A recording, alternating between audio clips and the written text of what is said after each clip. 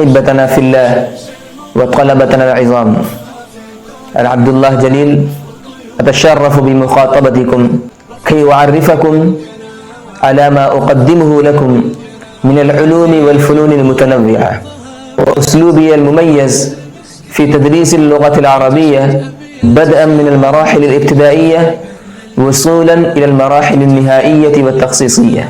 أدرس مختلف الفنون والعلوم الشرعية واللغوية، ومنها علم الحديث، علم الفقه، علم التفسير، علم أصول الحديث، علم أصول الفقه، علم أصول التفسير، علم المنطق، علم المعاني، علم البلاغة، علم الميراث، وغير ذلك من العلوم المعتمدة المتداولة. ولا سيما أدرس الدرس النظامي في شبه القارة الهندية من المراحل الابتدائية من الصف الأول إلى المراحل النهائية لدورة الحديث.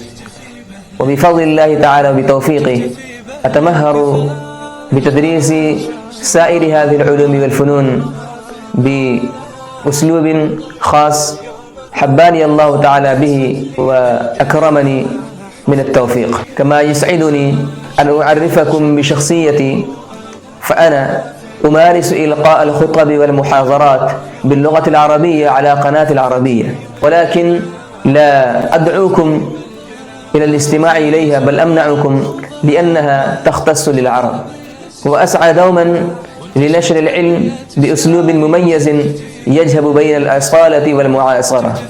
فأهلا وسهلا بكم، وأسعد بالتواصل معكم على منصة فايفر لخدمتكم بما تحتاجون إليه في تعلم اللغة العربية والعلوم الشرعية.